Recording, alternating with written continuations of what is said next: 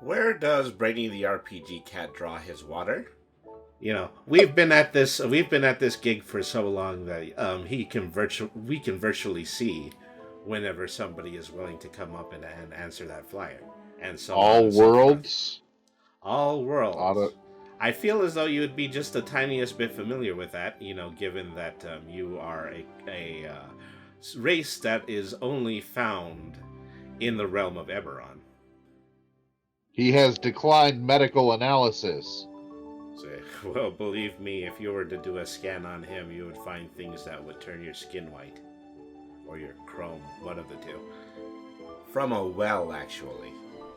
One Shots from the Meowing Portal premieres Monday, October 24th at 7 p.m. MST on twitch.tv/Brainy the RPG Cat. Otto is a machine that has taken the Hippocratic Oath. This unit was suspicious of the little being following. It is not your intent to rob this unit. One moment. And Otto bends down and holds out his hand and emulates, here, kitty, kitty, kitty, kitty, kitty. Processing. Processing. Negative response filed. Emphasis on the hippo. One Shots from the Meowing Portal premieres Monday, October 24th at 7 p.m. MST on twitch.tv/Brainy the RPG Cat. Marin is quite literally a princess. So it seems we're on the same boat. That's a human expression that I heard. We're not actually on a boat. It means that we're in a similar situation together. Otto is fascinated by the disproportionate strength of the cat. Marin has no reference level. This is a uniform slightly more befitting of a... So that's why they call it cat's pajamas. Quite literal in a lot of other ways, too. One Shots from the Meowing Portal premieres Monday, October 24th at 7 p.m. MST on twitch.tv/Brainy the RPG Cat.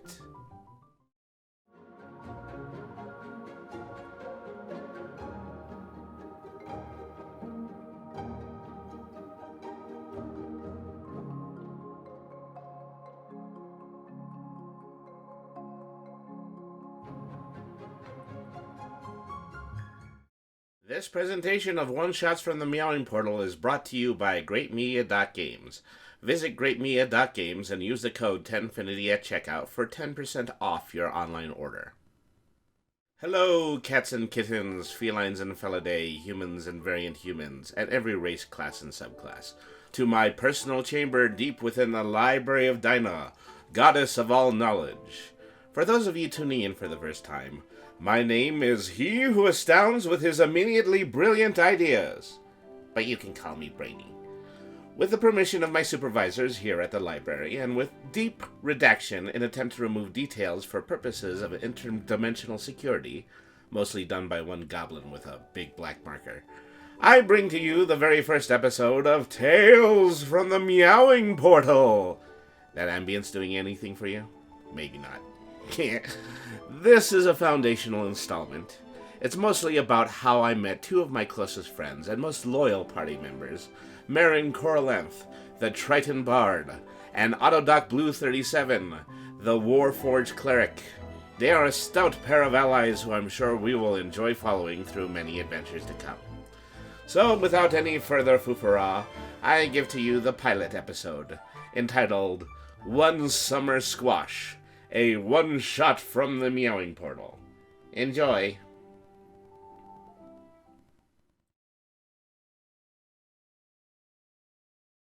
Hello, cats and kittens, felines and felidae, humans and variant humans, and every race, class, and subclass.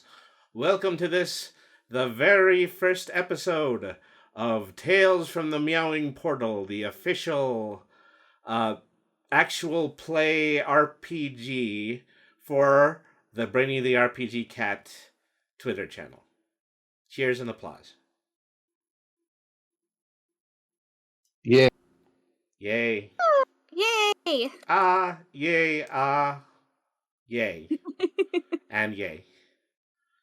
Okay, so we are going on this adventure, the very beginning of a lengthy series of adventures that is going to be taking place in the realm of Medeluna, which is our setting, and among the tertiary species that exist in 5e, the Tabaxis, the Tritons, and the Warforged among us, as we continue to go from realm to realm and in a clandestine, incognito manner, solve all of the problems of the multiverse. Doesn't that sound nice? Yay. Yay. Sounds great to me. More Pressure, right? and yay. All right, so with me with this adventure tonight are two wonderful individuals who were kind enough to stay on the queue list for this week. We have Marin Mermaid from twitch.tv/Marin Mermaid. She's going to be playing Marin Corlanth, who is our bard. And something that I would like you to do for me, Marin, can you talk a little bit about your character's background? So, Marin grew up in a coral reef. As the follower of Persona, life is always important, but especially the coral right now, because the coral are very sensitive. Any sort of disturbances could make the coral stressed out and bleach and even possibly die. The issue with that is that if that happens, then it's really hard for coral to grow back. So, after befriending a water genasi, this water genasi taught her all about the ways of being a bard. But, unfortunately, his past followed him, and an attack on the city made him exiled.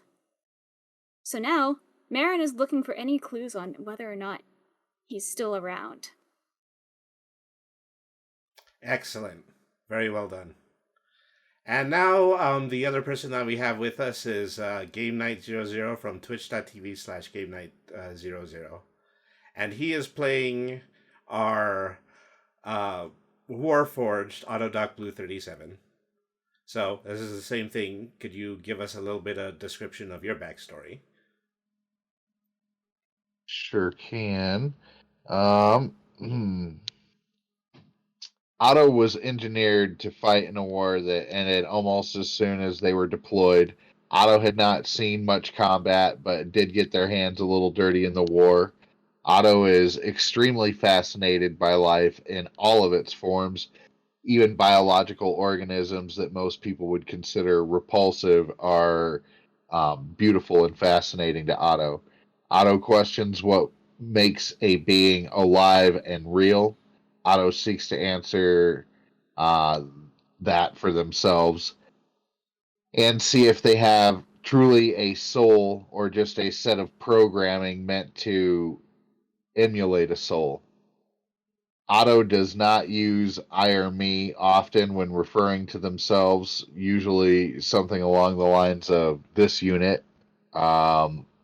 Having been engineered as a combat medic for a war that ended before Otto saw much time in the field, has left Otto feeling out of place. As a result, Otto has taken up music as a hobby, as Otto views music as the ultimate expression of life through art. Otto has a lute and a set of drums built into their body and seeks to use music as a means of connection to other beings in their pursuit of answering their existential questions. Otto has a few involuntary tics that make them question how much autonomy they have as a being. The voice that announces certain actions does not sound like Otto's normal speaking or singing voice. The name Otto comes from organics not usually having the patience to listen to him or to listen when Otto introduces themselves. This unit has been designated Autodoc Blue 37 is usually how they introduce themselves, but most organics stop listening after Otto, hence why Otto calls themselves Otto. All right, that's very good. And I am the DM, but I am also a in-game character, and my character, his full name is he who immediately astounds with his brilliant ideas. But that is typically shortened to Brainy. So Brainy was found as an infant somewhere inside the library of Dinah, who is the patron goddess of all knowledge, and has several acolytes who are wizards in the practice of knowledge based magic. And they believed him to be an ordinary cat. But he got a little bit older, and it turns out that he was a person cat. Brainy has existed for roughly 45 of the 75 years of his expected lifespan. He has been on many adventures in the past. He has been the go-to de facto knowledge wizard in a great amount of adventuring parties.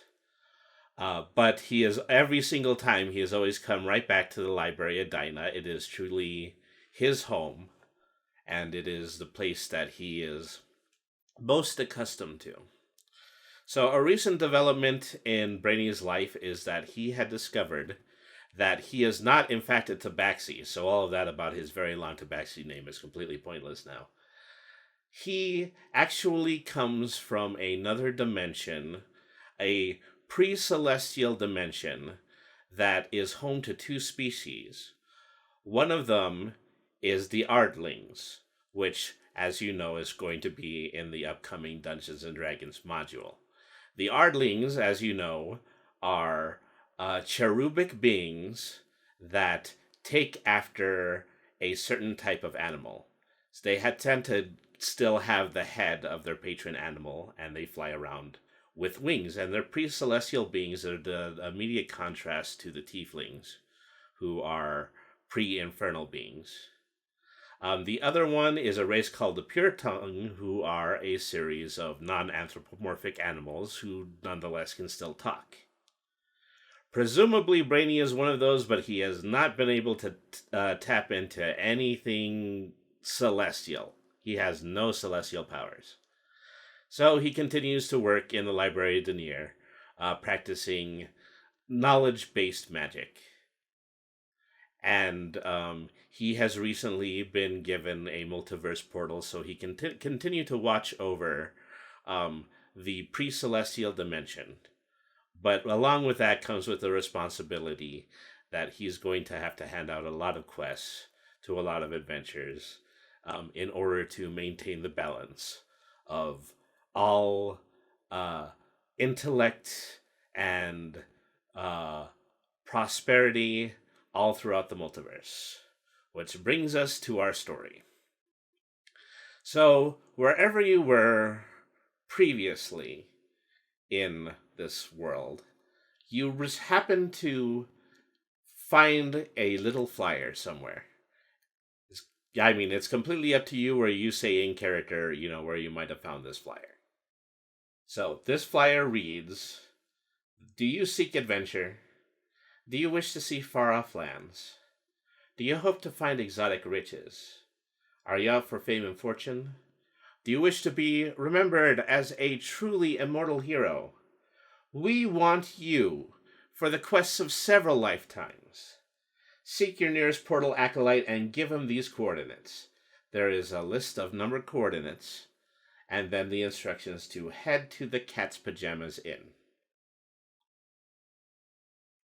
For some reason or another, this note appeals to you. Riches, fame, fortune, or the opportunity to become a true hero. But stranger still is this feeling of intrigue. You somehow feel as though this letter has been the answer to the one thing that you felt you have lost or been longing for. It didn't take much time for you to take this note to the priests or mages of your homeworld to decode this message. Then you are whisked through the portal to a signpost at the oceanside docks of a bustling village at twilight. An overhead sign reads, "Welcome to the Principality of Metaluna." You've never seen so many lights, and you have never seen so many people. Many of them are the humans, the dwarves, the elves, and the halflings that occupy most of the outside world.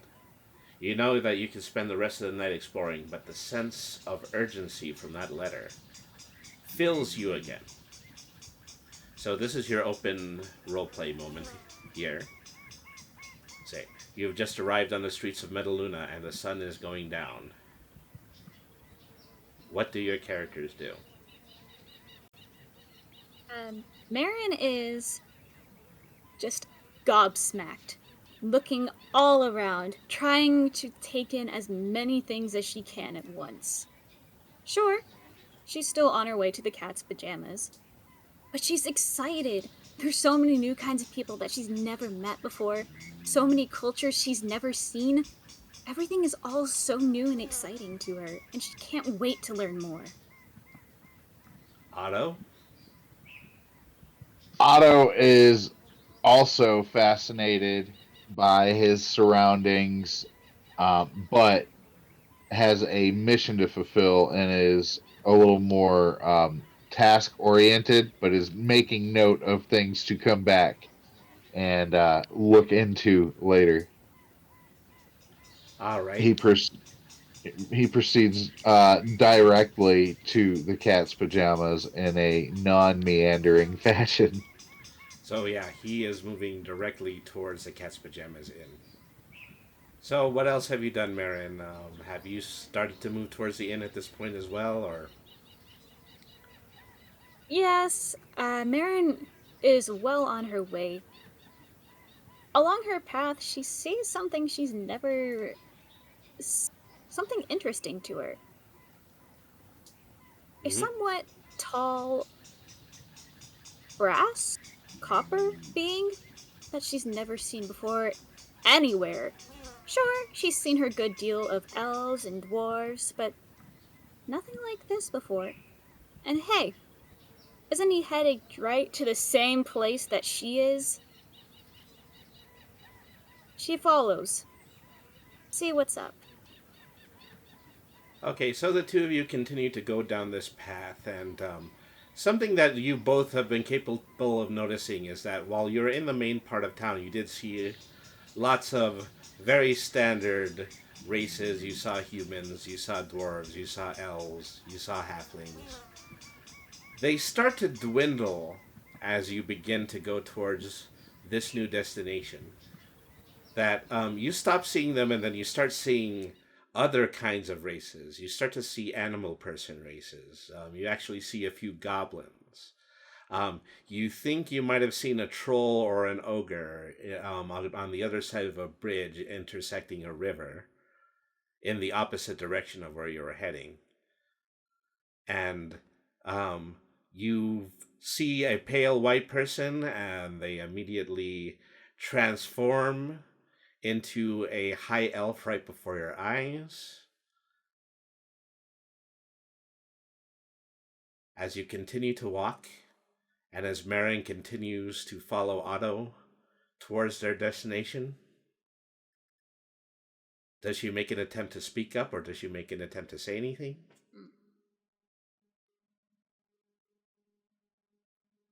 You know what? Yes. Marin does attempt to introduce herself. What does she say? How far away is she from Otto? I would say they're maybe traveling about 15 feet from each other. And it's really that if he never turned around, then he never would have noticed. But if, he ever did choose to just look over his shoulder, he would definitely see her.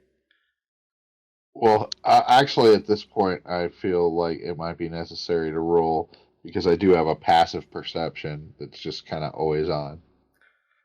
Well, what is your passive perception? It is 15. All right. Well, I mean, so yeah, it does become pretty apparent. You start to hear the footsteps. Okay, so Something a little just off from the heavy metal footsteps that you have. They're just a lot softer. They're a lot lighter. So I guess if he's at least somewhat aware, Mm-hmm. so her voice, she just raises it a little bit. Not enough to shout, but definitely louder to make sure that she's heard. This is so adorable. So Yeah. she stops for and shouts, "Hello? It looks like we're heading to the same place." this unit was suspicious of the little being following. It is not your intent to rob this unit. Rob? Oh, good heavens, no. I just noticed that. Could she notice that he has the letter in his hands as well? Roll your perception. Okay, perception. Mm-hmm. So you got a 14. So yeah, you actually did just happen to see the letter. And so just wherever Otto happened to be carrying that. Um, in Otto's, in like a belt loop on Otto's belt. Okay, so in that case, I just happened to notice that we're carrying the same letter. So I thought you might know the way. She opens up the letter to show off what had been written. You seek adventure or fame, I. which Oh, he's referencing the letter. oh, wait. You weren't just trying to read it out loud. Uh, I suppose I'm seeking more adventure than anything else. What about you? This unit wants to see more of the world. So it seems we're on the same boat. that's a that's a human expression that I heard. We're not actually on a boat. It means that we're in a similar situation together. My name is Marin. Who are you? This unit is designated Autodoc Blue 37. Most biological organisms call this unit Otto. Otto extends his big mechanical hand. Oh, right. This is a normal thing that um biological units do, I suppose. This isn't really common where I was from either. But she also takes her hand into the gigantic metal hand. Awkward Oh, handshake ensues. Squeaky, squeaky. oh goodness. So, is Autodoc Blue 37 just a full name? Or could I just call you Autodoc for short and Blue 37 is a surname? Analyzing. Otto stops and thinks for a second, and not having much in the way of readable facial features, just appears to go kind of blank and quiet for a second. Oh no! I finally meet someone else and I break them. Processing, and the the voice that announces his functions is definitely different than like his normal speaking voice. Sorry if I'm not doing that well. You're doing um, fine. when Otto finally does come back to the conversation, he says, or they say, Autodoc is my function. Blue 37 is this unit's function. Blue 37 is this unit's actual designation. So if one were to have a discern a surname from um, a given name, um, Blue would be this unit's family name. and 37 would be this unit's individual given name. Having sussed all of this out, the steam from Otto's ears suddenly stops pouring. Yes. So, And Otto begins to walk again towards the direction, but I mean, not dismissive, just assuming that you're going to continue to follow. Marin does follow, this time right next to Otto's side, talking as she does so. so if Blue is a family name, then it's similar to Triton culture. Yeah, not a lot of people know about us, but we're kind of a big deal. Actually, Blue is a Triton name. oh no. I don't believe so anyway. I've never seen a location use that name. Our names come from where we were born and raised. Or, later on in life, where we decide to protect. My last name was Coralath, because I grew up on a coral reef. So in a way, we're somewhat similar. Our names come from where we were made. So by the time that you have this conversation, that you've approached the front doors of the Cat's Pajamas Inn, and so you appear at the entrance, and it is a very lively and it's a bustling place. You do hear a player piano just very decently in a background. There's a very warm hearth. But there doesn't really seem to be like any obvious customers. The place seems entirely empty, except for a single goblin who is standing on a small cabaret stage in the left-hand side of the building, and he's juggling. And of course, there's a bartender who has been just polishing cups in the background this whole time. He is the only human that you've seen for a significant amount of walking. Alright, so Marin has taken this all in, although her eyes seem to be going back to the juggler. Mm-hmm. So, he goes over and she begins to just kind of wander a bit towards where the juggler is. And you see him juggle a little bit more, and every once in a while, he just squawks out, "My dingling!" And it's the strangest thing, because it's just so completely and totally incongruent, and then he juggles for what appears to be like maybe another minute or so. And then he does it again. He goes, "My dingling!" What is he juggling? Just He's regular juggling balls, or they're apples, what? and Apples? they're fresh apples. They're completely kosher apples, probably still completely edible. And he's just juggling them. He's not even doing anything in the way of doing any particular tricks or being impressive. He just continues to juggle.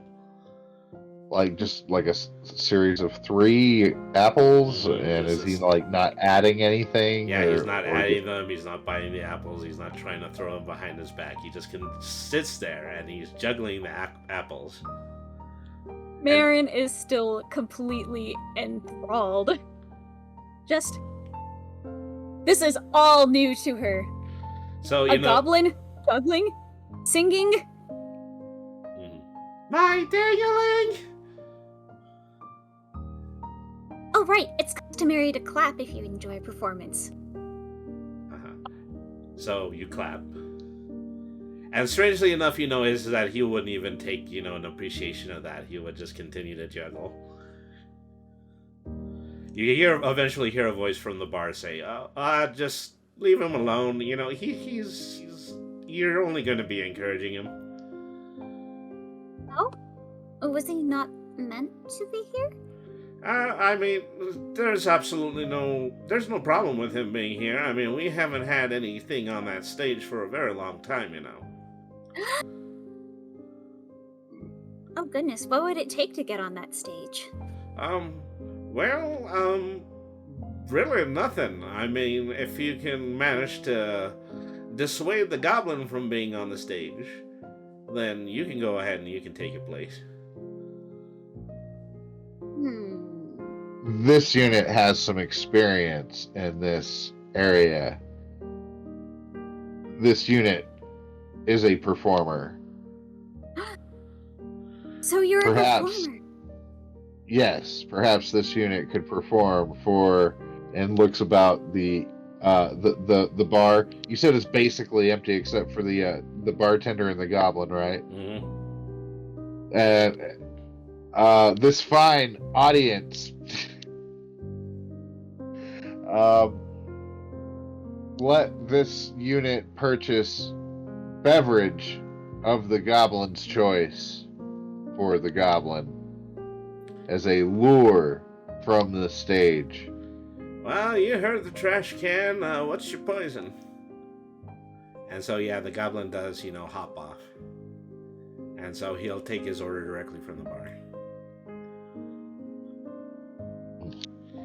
Otto. It's an apple cider, incidentally. Okay. Otto pays the barkeep for the beverage. Mm-hmm. And so he doesn't charge you more for 10 silver pieces. I think you're doing me a favor. I was getting a little bit sick of that performance. Probably could have watched forever. So, as Marin wanted, she's going to take the stage and perform. And Otto said that he would be able to accompany. Yes. Let's see. So, what do you play? A lute comes out of, or the neck of a lute comes out of one of the pauldrons in Otto, and it extends out, and his hand is then able to, grasp the neck of the lute, and he strums with his other hand, and then his chest pops open, and a pair of drums are where his lungs would be, and there are some little fingerling hands that drum a little bit on the on the skins. Wow, that's amazing! You're like a one-man band. This unit is equipped to play 2 instruments and sing. And sing. You hear the goblin say, "That guy's playing his belly. That's so weird. My ding-a-ling!" This is not my ding-a-ling. Or this unit's ding-a-ling. Sorry. Oh, no, I wouldn't think about it. I just have a severe nervous tic. That's why I do that. Oh. What's a nervous tic? Marin grabs out a... You know what? She grabs out her lyre. And she strums for a bit. Not really playing a tune just yet. Just getting the feel of what her, what the duet is going to be. Oh, Otto's fingerling drum drumsticks, drop a beat to. I would assume there's probably some common songs, and Otto thinking that this is a person of a seafaring or sea adjacent culture would play a sea shanty, a jaunty sea shanty. You're with assuming. Just assuming that You think it's anything like that? Yeah, let's just assume that she probably spent some time in port towns at first before branching out. So she probably would pick up a couple of sailor janties and stuff. So you guys begin to play, and it is, some very intriguing and lively music. And the goblin decides to take a seat that's closer to here. And from out of the street, there is this tabaxi hunter that comes and sits in the same chair. And they're listening very intently. As after a while, they get to stomping and clapping along with the rhythm while raising their drinks. Marion is super into this. At this point, she's probably sidestepping to the beat while she plays. So it's not like much of a dance per se, but it's more her feeling in tune with the music. Trying to play along, trying to encourage the others. Alright, so while you guys are in the middle of playing, roll perceptions. All right.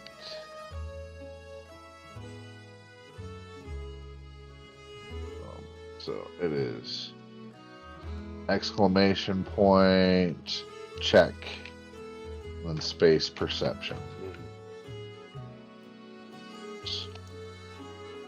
Okay, so for those perceptions, yeah, you both see this. There is just a cat that begins strolling into the bar and takes a seat at the bar top. As sitting at the bar top and is listening as well. And so, has the same kind of candor that an ordinary cat would. It just kind of seems to be looking at you while sitting and curling its tail.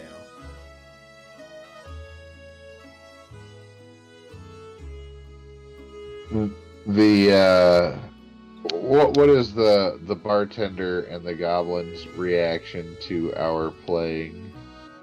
So yeah, they are very lively, they are thrilled, they are clapping along and stomping as you would do in a rowdy bar setting. And this is what Otto lives for. Sorry, this is why Otto plays, is to, see the enjoyment of other beings. And so Otto feels contentment. Do any of the other patrons notice the other cat as well? Well, it's kind of hard to tell because they don't seem to have shifted at all. Both of the patrons are looking in your direction, while the bartender is still sitting there and shining the cup. All right. So, after a while, your song begins to wrap up and you guys are completed and you take a bow. You receive applause from the audience members, and you notice the cat is still watching you. So, you guys eventually leave the stage, and the bartender says, well, you guys are mighty swell. It's been a long time since we've ever had anything interesting on that old soapbox. I'm pleased to meet you.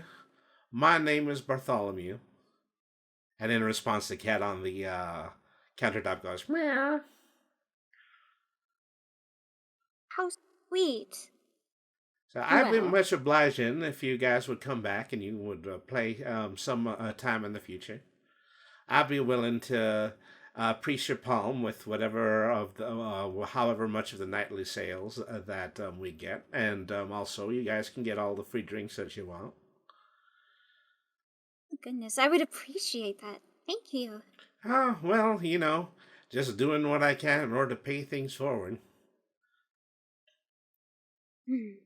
This unit does not require beverage, but this unit is interested in pay. Oh, well, I'm pretty sure, we can make more than an amicable arrangement about that. Here, you guys have a seat.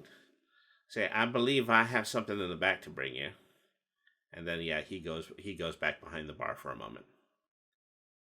Otto is going to walk up to the cat Mm-hmm. and the alternate voice goes, analyzing, and Uh-huh. he So, I mean, leans as soon in. as the cat hears a loud noise, it comes off of the table and it darts off until, it kind of lands someplace hiding it on the other side of the stage. Oh, poor Ah. thing. Marin decides to lightly walk over to the cat, I Mhm. guess. Yeah, all right. Oh, it's so strange. You have similar names to the sorts of fish that I've read about before. Cat. Catfish. But you're not a fish now, are you? She So, reaches out her hand mhm. to the cat. This unit detects no gills on the cat. I suppose you both have whiskers, though. She has her hand out Mhm. in order for the cat to maybe sniff. And so, yeah, the cat does near her. It goes up to her hand, sniffs her hand.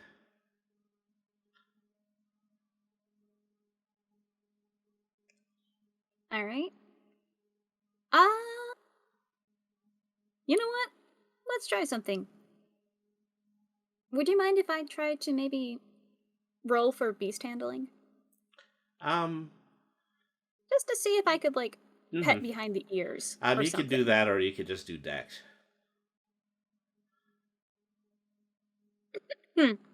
Excuse me. I do have a +4 in animal handling. Mhm. That's why I was like, oh, hey. So I'm pretty sure if you were to put in exclamation point check animal, then you would be able to get the rest of it. Mhm. Yeah, 21. Nice. So the cat is rather enraptured with your touch. It feels that you're very gentle, and it strokes against your hand. Goes blah, blah, blah, Observation blah, blah, mode. blah, blah, blah, blah, purring. Oh, what is that? I've never. Is that a good thing? Otto leans in, and you can see uh, some mechanical whirring in the eyes as he focuses on the nearer object,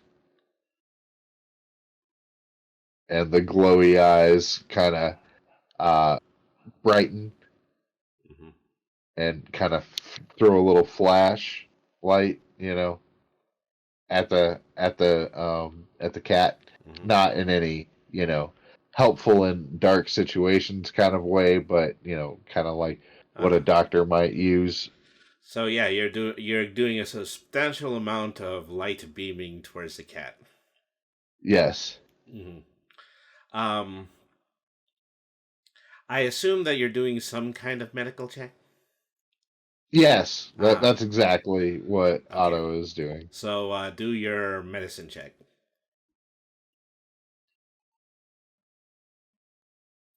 Okay, so I mean, you can tell from your medicine check that this is a perfectly healthy cat. Um, doesn't seem to have anything that you would associate with a stray cat that's out in the wild.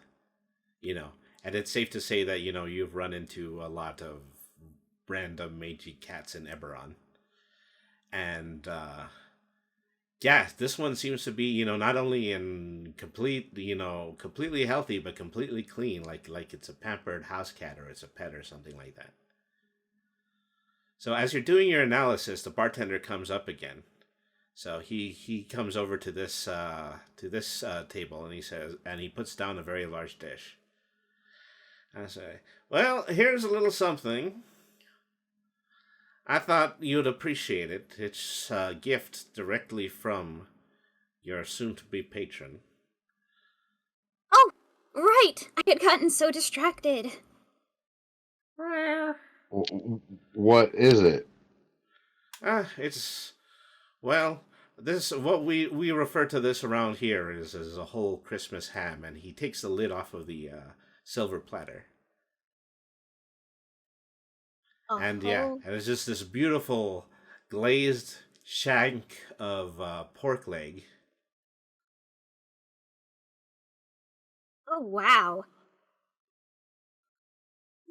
Not quite big. She's talking to herself. Just, Where is the rest of the animal? Uh, you, well, uh, No life signs detected.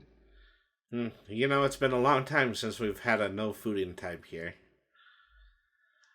I'm going to have to take a moment and I'm going to have to look up what we're supposed to do in order to keep you in fine feather. And he starts to move away, but almost immediately the cat comes onto the table, snatches the ham hock, and then runs all the way up these stairs. Wait! Marin chases after the Okay, yeah, cat. you chase after the cat. Okay, the cat is going to, just begin to lead you. You know, he's managed to get up the stairs and all the way around the room until he's against this, until he's against this room, and he manages to get that far by the time that you make it to the top of the stairs. Oh no! Where'd it go? I was starting to get a little hungry. And so Otto, he seems to be sitting there right now. He's wagging his tail. He's still got the Christmas ham in his teeth. Otto has also walked and followed Mm-hmm. to see how this all plays out because um, by Otto's figuring, this is a big ass ham and this cat should not be able to lift it. So Otto is fascinated by the disproportionate strength of the cat. Mm-hmm. Marin has no reference level. So yeah, you have it. So you make it up just slightly after Marin does, and he's still just standing there. Realizing thingy, right? Uh, Would you? the the one moment, and Otto bends down and holds out his hand and uh, emulates here, kitty, kitty, kitty, kitty, kitty. Okay, roll your animal handling. I assume you're doing it from this distance. Yeah.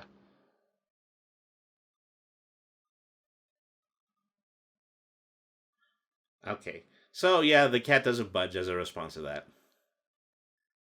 Mm. Mhm. So I guess, So you hear a voice just very faintly say, "Oh boy, this guy's about as subtle as a brick oven." A brick oven? Marin tries again. Probably searching down the halls, trying to find where the cat went. Mm-hmm.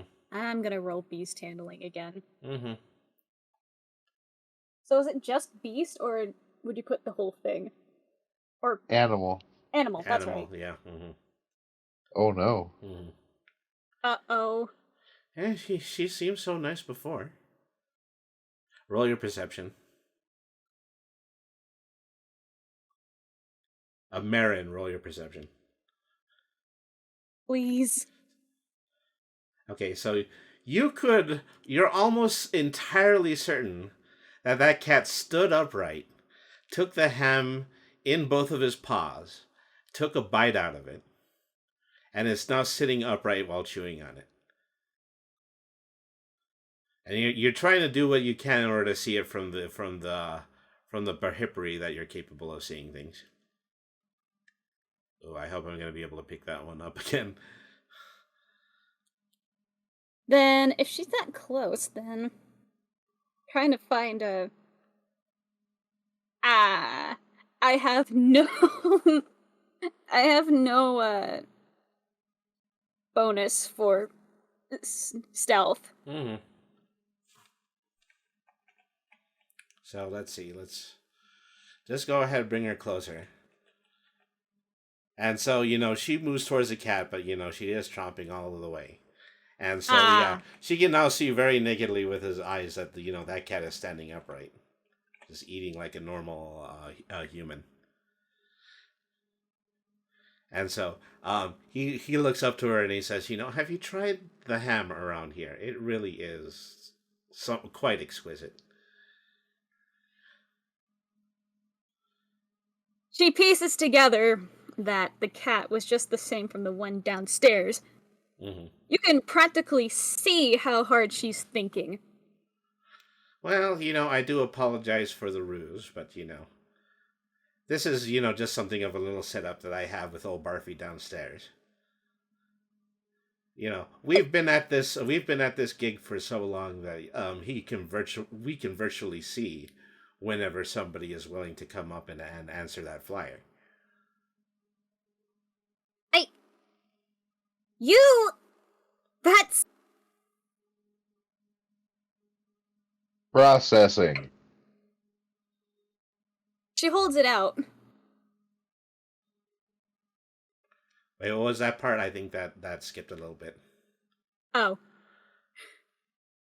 You take out your hand, you hold it out. Yeah, she holds out the flyer. Uh huh. Yep, that's the one. My name is He Who Astounds with His Immediately Brilliant Ideas. That might have been different from what I said at the top of the stream. I'll get that right eventually, folks. But most people around here call me Brainy. Brainy. So I guess the ham was fake too. Oh no, the ham was quite real, and you can just see him just idly throw the empty ham bone out to the side. I do apologize a bit for the ruse. I can make it up for you. Oh yeah. Yes, just Ow. walk this way. Follows. Uh-huh. I have hidden a hidden a sideways portal right behind this restroom stall. I assume that you're following the motto. Yeah, suppose. Otto is. Yeah. When the cat says "walk this way," Otto attempts to emulate. However, it is the cat's Is walking. personal So gait. Yes. pretty much on top of his haunches, just kind of stretching out his legs and then just waddling on his very flat feet. Okay, so Otto is doing their best to emulate that gait. Okay, we'll be there in a minute. Just yeah. Oh no, wait. Actually, it's this stall. Does Brainy not worry about accidental discovery of sideways portal? The sideways portal is in the bathroom. The bathroom is used by bar patrons. Bar patrons do not fall into portal in the bathroom. Oh no, not at all. I mean, that's the very last thing that you would want to expect to enter a portal, wouldn't it? Well, We have fail safes for this, are they not getting intoxicated at this establishment? See? Wow, these are probably some of the first smart things that I've heard you say all evening. So, you guys have entered the portal. You find yourself at the other end, just of an enormous, lengthy library. And so there just seems to be halls and halls of books, and there is a stone floor and a very, very long red carpet running throughout the floor. And so Brainy just kind of continues to, sheepishly walk through the halls. At one point he goes through a door and he turns a chamber, and there is a high elf in the same wizard garments as him, sitting in a chair and just looking sternly. as he, just rather politely steps in, bows, and then starts turning the corner down the adjacent hallway. How close are we to the high elf? You're relatively close to the high elf. Is that you'd assume that if you can, see the image, that as you enter the door, he's probably a little bit more than 20 feet away. Marin tries to mimic the same bow. Mm-hmm. She believes that it's just a customary thing at this point. He looks at you, and you can see him twist his lips together. He gives you this very ornery look.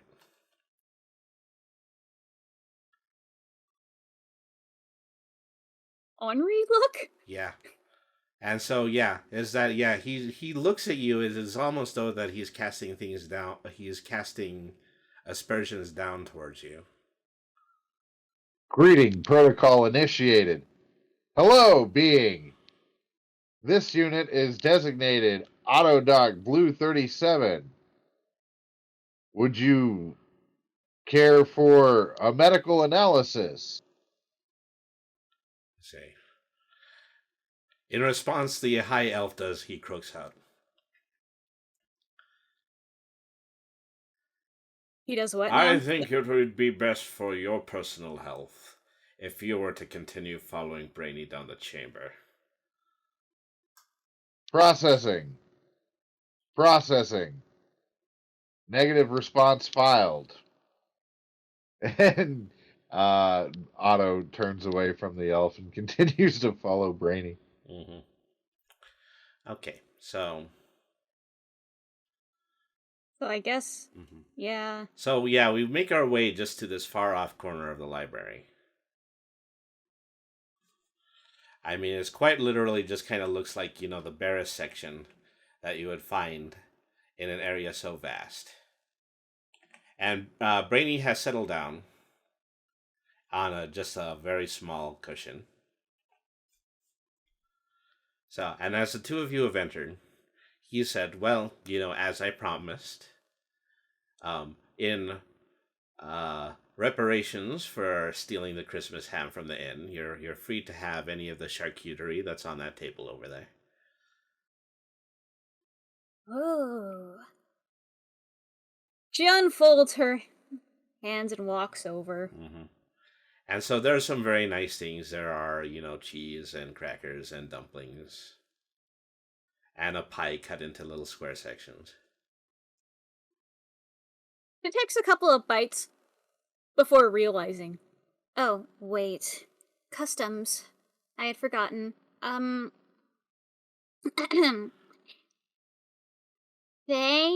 you? I believe that's how you say it. You don't have to worry about thanking our deities. They are relative. They imagine that your hunger is relatively well implied. Well, except in the case of Tin Man over here. So Tin Man? You mean Otto? Oh yes, I kid, but in truth, it is very good to see my old friend again. And he goes and he rubs past Otto's leg a couple of times, while purring. Autodoc, I didn't know you knew him. Yeah, as it so happens, he doesn't. Analyzing. Anomaly detected. And Otto says, in his normal voice, this unit has never met Brainy before today. Brainy is not telling the truth. How I wish that were true, old friend. And then, he wanders back and he settles back down on his cushion. Explain. There's no time for that. So I know I'm sure that you guys are just piqued with interest towards why I might have brought you here. In addition to why a tabaxi is masquerading as a house cat. Oh, yeah, I apologize for that. Wait, You know, that isn't sometimes I normal? get so comfortable without my clothes that I make a few misgivings about putting them back on, and so he goes over to the chair where he has his robe, and he puts on just a royal blue robe and a royal blue hat with blue trims and several stars bedecked on the top of the hat. See, Oh, this is a uniform slightly more befitting of a so that's why they call it cat's pajamas. um well, it is to say that the wizard's robes are certainly something that you can wear that will make you feel a lot more comfortable. Are garments for sleeping. Well, you just have to grab a 40 winks whenever you get an opportunity to in this line of work. They are garments for sleeping. Confirmed, Marin. You. And Otto gives a thumbs up. So, moving neatly along. So, I have invited you here in order to take place in a interesting experiment.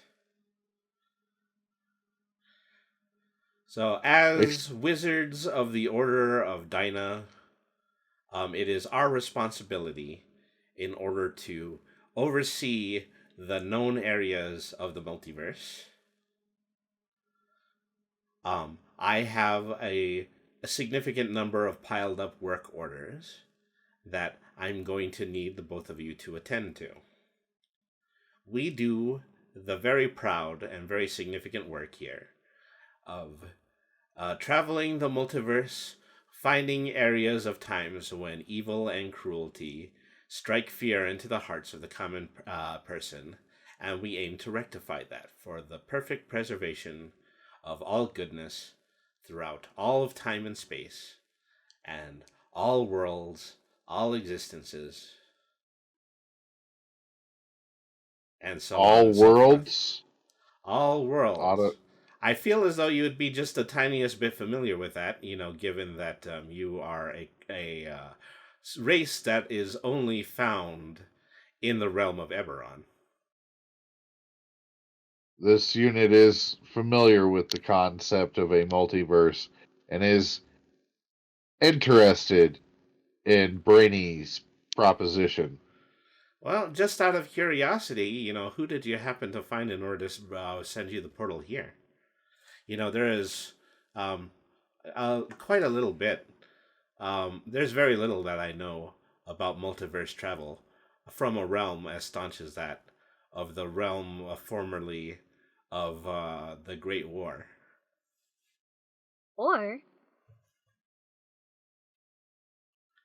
That says, well, we'll look that one up later. And you happen to live in perpetuity underneath the waves. Perpet. Oh, waves. Yes. I suppose.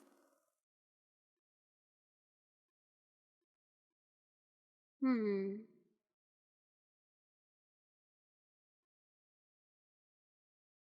Perhaps that's another word I need to look up later. Oh, well, there'll be plenty of time for that. Plenty of books here in the library. Cusp of all human knowledge and all that. Interesting. Mm-hmm. And So, if you would just follow me a little bit further along to this area of my chamber. This is Otto, our private multiverse portal. It is known as the Meowing Portal. I think it's just a rather childish nickname that the other wizards of Dinah have saddled upon me. does this meowing portal lead to other bathrooms?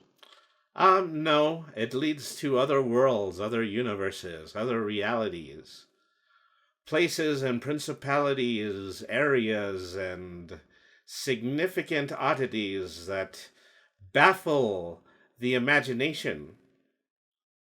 Municipalities. Did I strike a nerve with my diction there? I haven't been hit yet. Oh, well, never mind then. So, it's going to be my responsibility in order to go over the work orders and deal with the basic paperwork and red tape it is going to take to send the two of you through this portal. After which, we will have a limited amount of time in another realm where we will go in search of the abnormality that we're going to need to correct. You guys will complete that abnormality. You will be returned back to this realm, and I will be willing to pay you the sum of the sum of roughly 30 gold for each session. In addition to that, I will be paying for your room and board back at the Cat's Pajamas Inn. Oh, well, that makes things significantly easier. Mm-hmm. I was certain that you would believe that it would be. It's hard to call these terms things. are acceptable. It's hard for me to, come up with a proper terminology for these kinds of adventures. They are not full-length quests that take multiple sessions.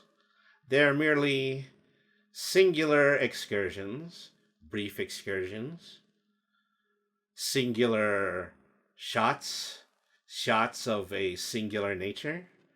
Shots of a singular nature. I'm going to need to write that one down.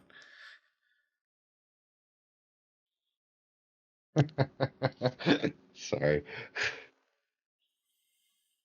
The human me is enjoying the cat, and it's it's hard to be a robot in character all the time. Sorry. Yeah, it's fine.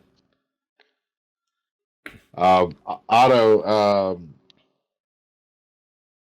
Otto says, you complete these tasks in one shot, one volley, one volley. Well, I guess that's a more predictable way of putting it. One. Yes. I said I'll have that written down just for prosperity.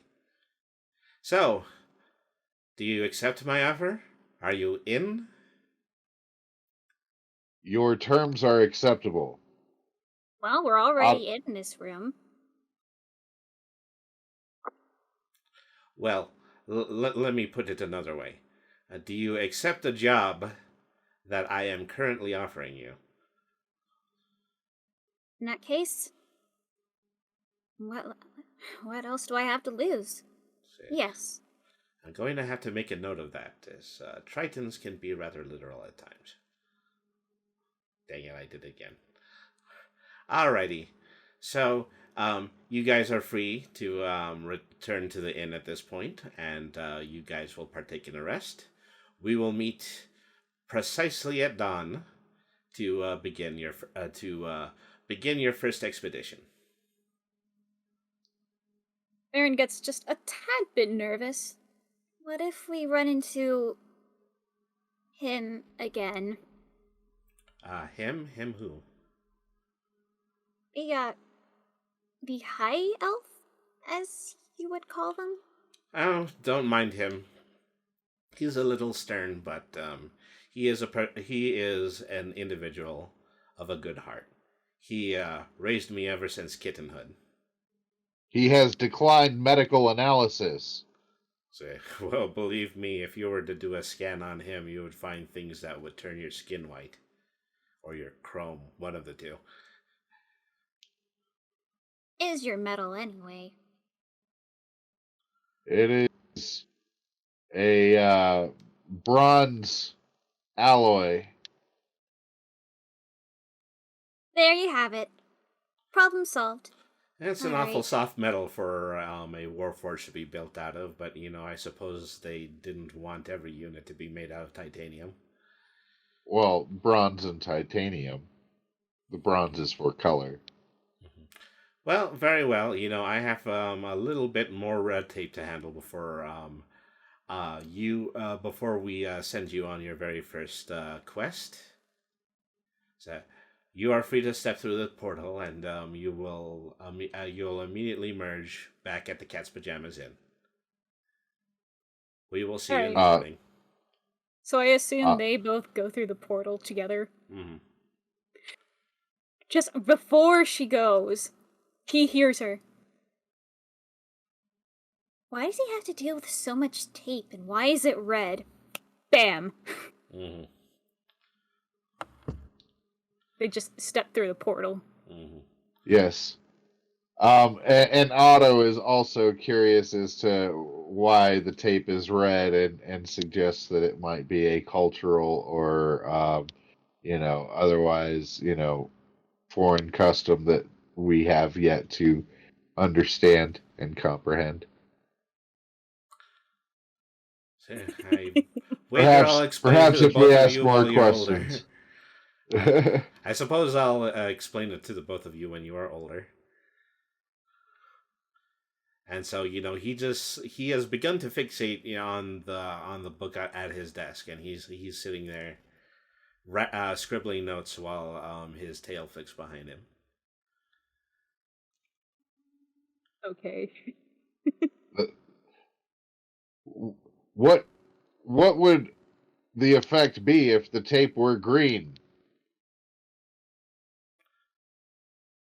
What if the tape were blue?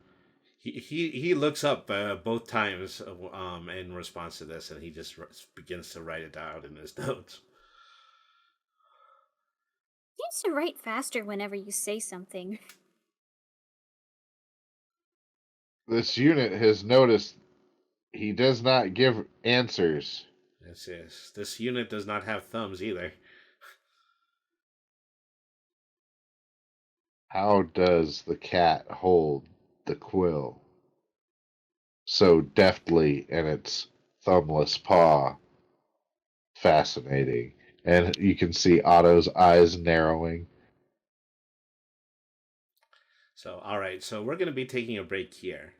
We'll break for 5 minutes. You guys can stand up and stretch and get a drink of water. Yes. So we'll come back at 23 minutes to the hour, and we will begin working on the main campaign. Excellent. Cool. All right. Oy.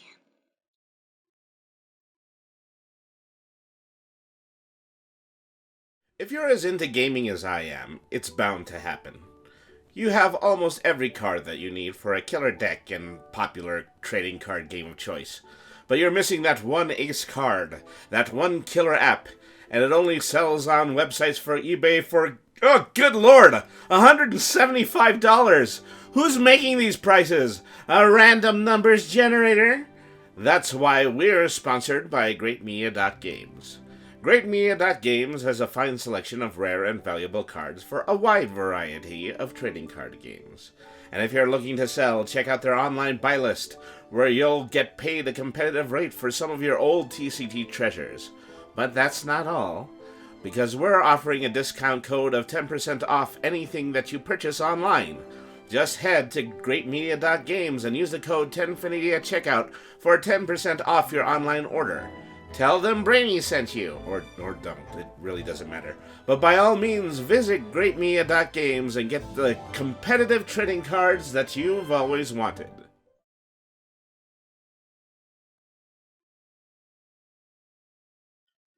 Alrighty, we're back. So, you guys have rested up at the inn. You guys have had a good hearty breakfast. Probably a few lively conversations with inn patrons. And then you have stepped through that secret portal in the restroom again. And found yourself back at Brainy's chamber.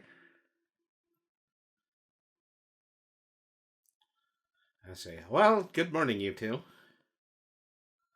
I have some profoundly good news. Oh? Yes, we have a code yellow. We have an emergency. And I'm very Code happy about it yellow. because you see, we typically don't get very many emergencies in my department. This really has to be something serious. Is this related to the red tape? No, and yes, and It, well, okay, I'll explain it to you guys when you get back. it is also a color. So, this is very, very important. You see, there is a sorcerer who has gone rogue and disgruntled in the middle of Barovian City. And it is going to be your responsibility in order to apprehend him and while on the way, clean up anything that, he might have destroyed along the path. So, Sounds get yourself serious. prepared, get your spells prepared, or perhaps that's not actually something a bard does.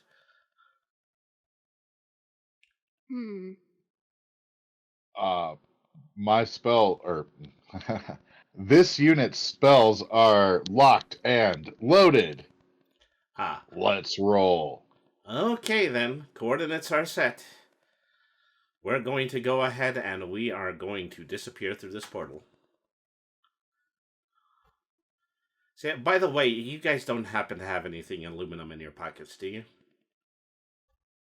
Aluminum? This unit features aluminum fixtures at critical joints. You might want to put your hand over a few of those critical joints before we go through the portal. All right. So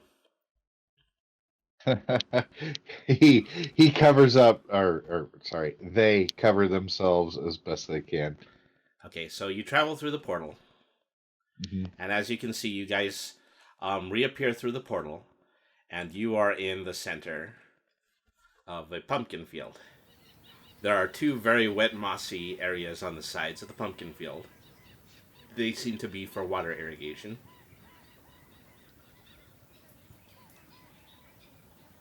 And so, all right. I'm accompanying you on this one. I just want to make it absolutely clear. I'm not going to be able to go with you on every single one of these quests. And at any rate, it would absolutely be...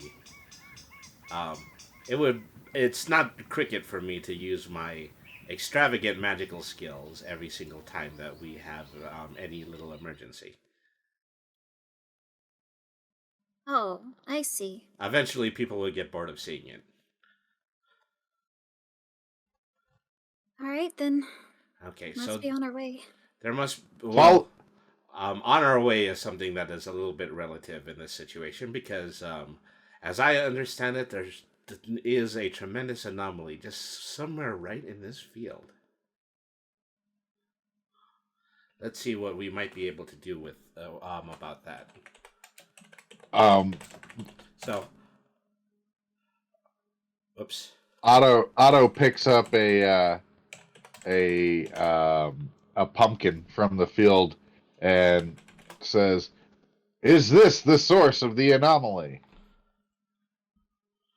So you've walked over, you've picked up a pumpkin. Okay. And held it up. Uh-huh. I am going to need a dex save. Dex save? Uh-huh. Okay. So exclamation point, save dexterity.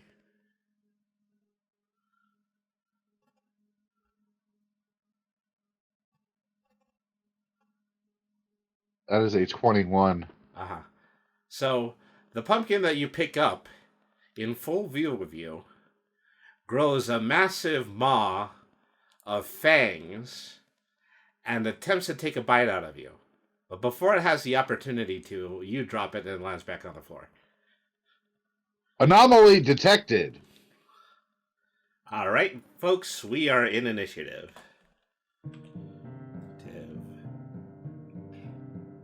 What was that command? You may not know this, being from an underwater culture, Marin, but this is unusual behavior for pumpkins. All right. Thanks. I was about to ask.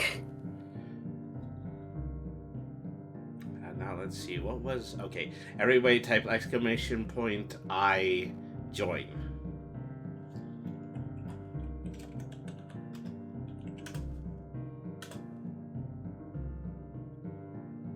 And 20. Okay. Okay, so they're going to go first, followed by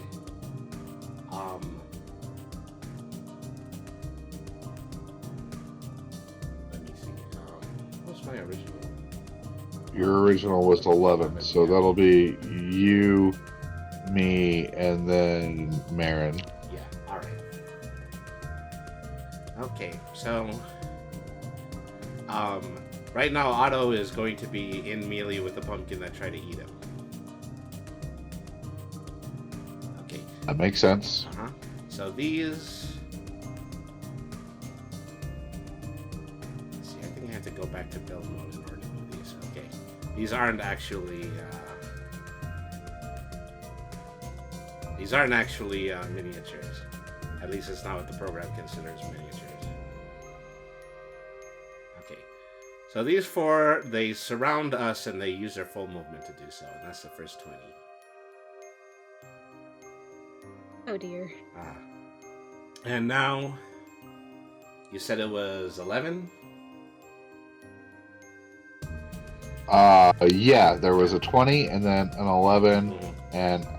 and then you also have 11 as Brainy. Mm-hmm. Alright. So, I am going to do a level 4 magic missile. So that would be 1d4 plus 5. Okay, 5, 1, 11, 20, and 8. 28, 39, 40, 41, 42, 43, 44, 45 damage divided by 4 would be 10 damage each. These 4 pumpkins immediately in front of us, they just go splat. Alright. Alright. So then that brings us to 11, and then the pumpkins go again. Okay, first thing that's going to happen is that the pumpkin that attacked Otto is going to attempt to bite. Bite is 2d4. 2d4 plus... Oh, no, that's damage. 1d20 plus 4. Hello, everybody. This is the part of the stream where all the wheels come off. Alright. There we are. Okay, so a 21 actually does hit above your armor class. I already know that. Yes, it sure does. Okay, Oh, so wow. roll 2d4 plus 2.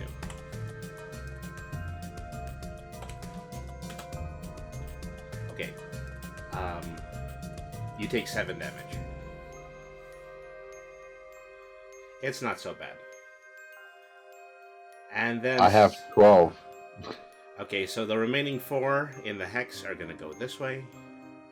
Mm-hmm.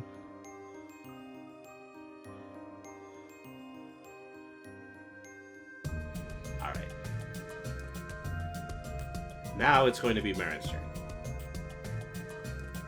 Okay, and I'm close by Otto, right? You're close by Otto, but you also have Pumpkin directly in front of you. Ah, right. Uh-huh. So yeah, Really you have would that Pumpkin would take an opportunity if you moved away. Okay. Because, like, Otto only had 12, right? So I'd only have 5 hit points left. After taking 7 damage. Mm-hmm. Because I'm trying to decide between that and... Well, would Cure Wounds even work on something that's non-biological? Mm-hmm. Or Healing Word? Let me take a look at that. Oh no. Right, because Healing Word says creature. He still counts as a creature. Yeah. Uh-huh. Yeah. Otto is not biological, but healing spells do work on Otto, is my understanding. Okay, Oh, yeah. okay. It's perfectly it's perfectly okay to do. So yeah, if you roll your 1d4 plus spellcasting ability modifier. So exclamation. Wait, no. Yeah. Yeah. Exclamation 1. Roll. 1d4 plus your spellcasting modifier, I believe. You know, you cast spells using charisma? Yes. Yeah, what's your charisma modifier? Charisma modifier. Let me go back to it. Charisma modifier is +3. Mm. So I would work it like this. With a total of 6. Yeah, so you heal 6 points of damage, Otto. And so that puts you 1 point under full health. Alright, cool. Mm-hmm. Okay, so top of the next tee. No, Otto did not get to attack. Oh, sorry about that. No problem. Otto says thank you to Marin and proceeds to break out a swipe with the mace that Otto will be eventually naming the anomaly corrector. Mm-hmm. I mean, you thought about that really hard at bed last night, and I was saying, yeah, if this all goes well, you're going to be named the anomaly collector. No, actually, when you were telling us that we were to correct anomalies, I was like, that is so what he's gonna name his mace. Like just in the back of my head, I was like, yeah, that's totally what he's naming that. Yeah. All right, so I'm rolling a strike, so that's a d20 plus what? What am I factoring in for strike? Is that dex or what is that? It should be your strength. If it's Strength? a mace. Okay. Yeah. Mm-hmm. It is a mace. Okay. So 1d20 plus 2. Mm-hmm. Alright. Alright. Is he gonna be the kind of guy that says, like, anomaly corrected every time an enemy is defeated? Alright. So, yeah, for 15, the one that you're directly with melee goes splat. Seeds and pumpkin matter go everywhere.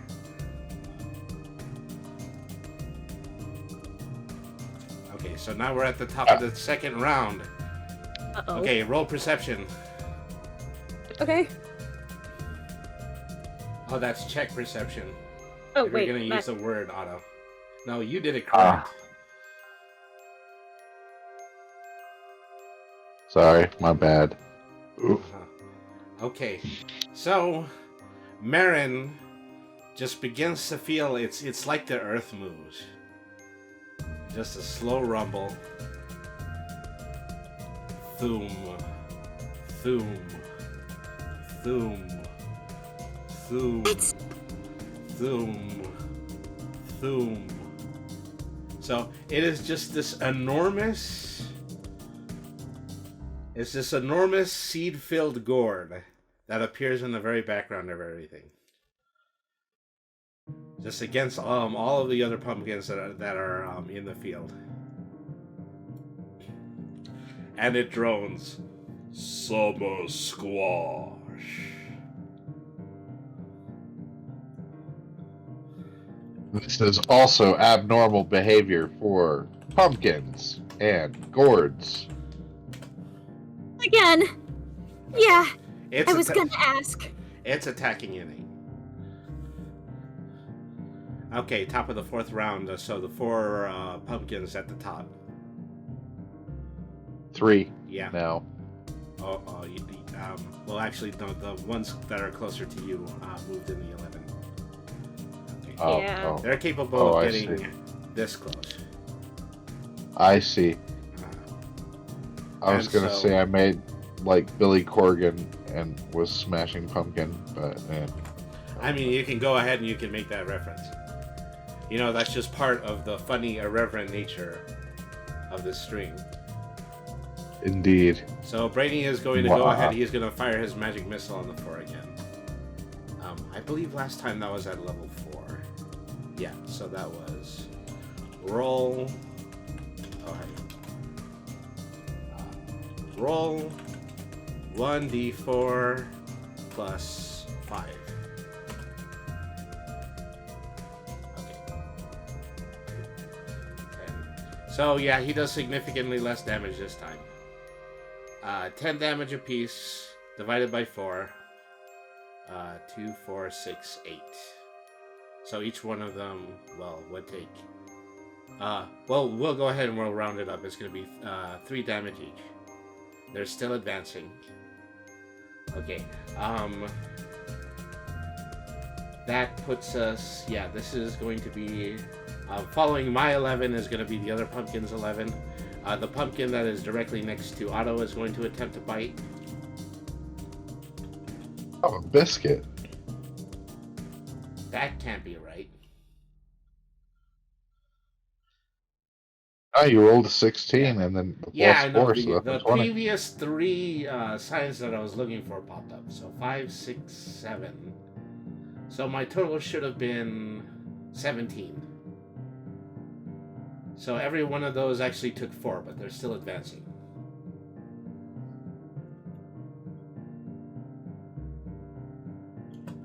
I don't know why it keeps doing that. Okay, it does 9 damage. Yeah. That puts you back at a 1. Yeah. And so now it should be your turn. No, I'm not at a 1. I was at 11, so that puts me actually at 2. Mm-hmm. Yay! Yay.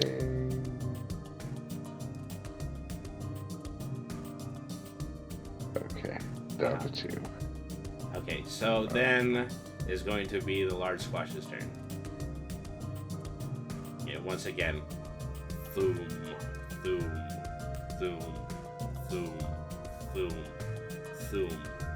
And unfortunately seems to be blocked off by a lot of the advancing pumpkins at the moment.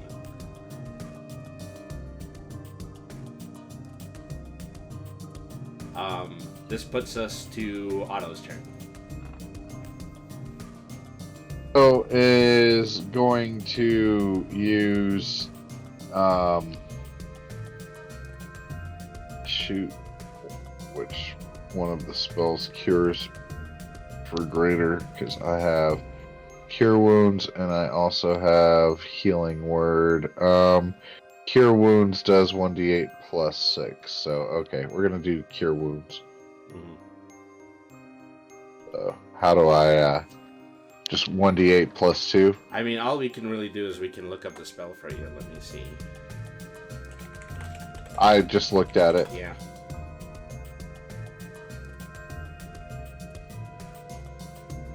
Alright, hey. Okay. Yeah, you're back up to full. Your medic skills are paying off in dividends. Yes, so we're back up to 11. Mm-hmm. Alright. Alright, so then that leaves Marin. Oh boy, me next. I guess I'll just... I guess I'll slash at the pumpkin right next to me. Let me take a look. That's piercing damage. No, don't want to customize. Trying to find what I would roll for it. But it's not showing. It's just showing weight and cost.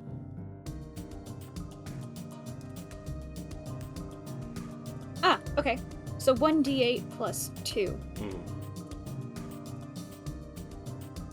Okay, so you do 4 damage. Did you need to roll attack for that as well? Did you need to roll attack for that? 1d20 plus your strength? Oh, 1d20 plus strength? Uh-huh. Okay.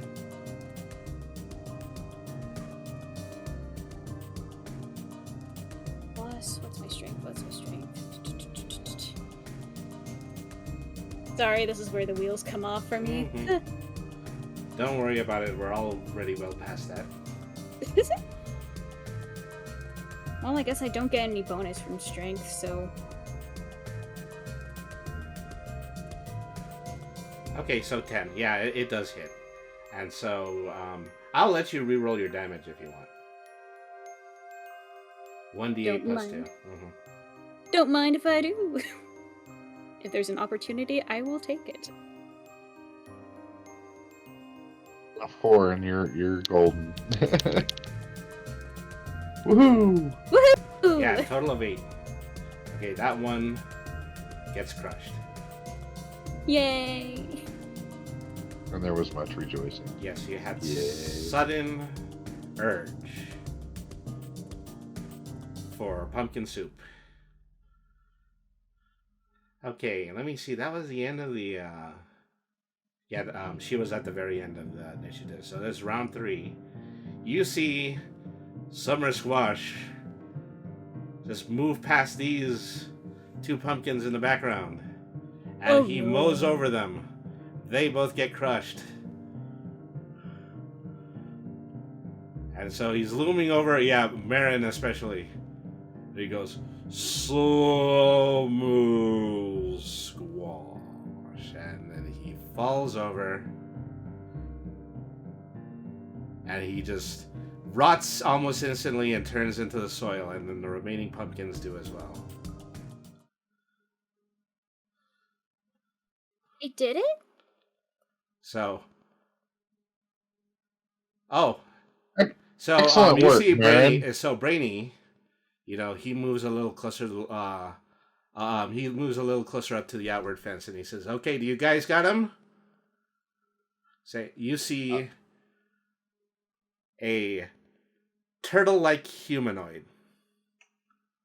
He's being led in cuffs, and then on the other 3, so he's flanked on each side by 3 more Denarian wizards.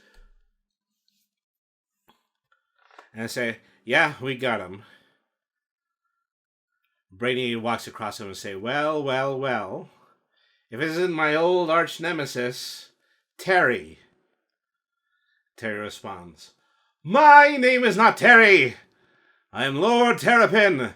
I am the master of evil. The master of evil." And say, turning a bunch of Barovian vegetables against the townsfolk is not really what I would call a masterful evil plan. Go ahead and take him away, boys. And so you hear the wizards muttering, something angry about cats as they, just continue to march down the field with the sorcerer in tow. Puts away the anomaly corrector and says, "Well, that was a fine job. Great work, Marin." Yes. I don't know what we would do without the 3 of you making pumpkin puree this whole time. This was said to you by one of the other wizards.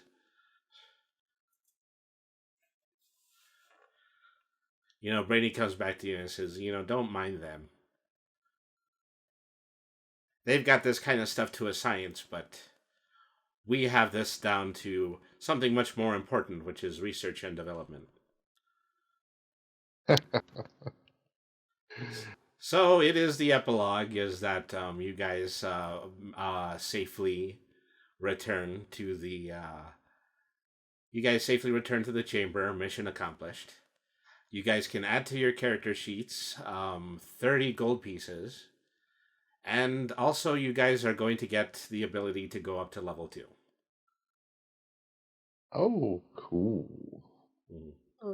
So, Brainy takes you back to the chamber. He awards you for a job well done with some food. It's always some food. And tries to think about something token to do with Otto. And so he manages to, get him, So I worked on this for you, and he gives you a sandwich made out of aluminum foil. Oh yeah, my favorite. This unit's favorite, and chewing aluminum foil. Mm. We're still working on what the overall nutritional values are necessary for Warforged. We'll figure that out eventually. Eventually, Mhm. these questions will be answered in later episodes. So, alrighty then, this concludes our very first episode of One Shots from the Meowing Portal. I hope you guys had a very good time. If you did enjoy yourself, be sure to follow my players, Marin Mermaid, twitch.tv/Marin Mermaid, and also AutoDocBlue37, Game Night 00. Thank you very much for Also coming on on the Twitch. stream, guys. Yes. We No had Thank you for problem. Thanks having for us. having us. I'm sure we had a good little time. So the very next time that we are able to reconvene, we're going to be doing our first full multiverse adventure. Just corner to corner, all 2 hours in a completely and totally different reality. But thank you for showing up for this pilot. Please let me know on my Twitter page, twitter.com/BrainyTheRPGCat. If you want to see more, if you have any requests, if you have elements of 5e that you would like to see in future episodes, and any other kind of feedback that you would like to hear. But anyways, thank you everybody for tuning in. It's a great stream, everybody. And we will be seeing you soon with another installment of One Shots from the Meowing Portal, courtesy of twitch.tv/BrainyTheRPGCat. Good night, everybody. Good night. Night. Good night.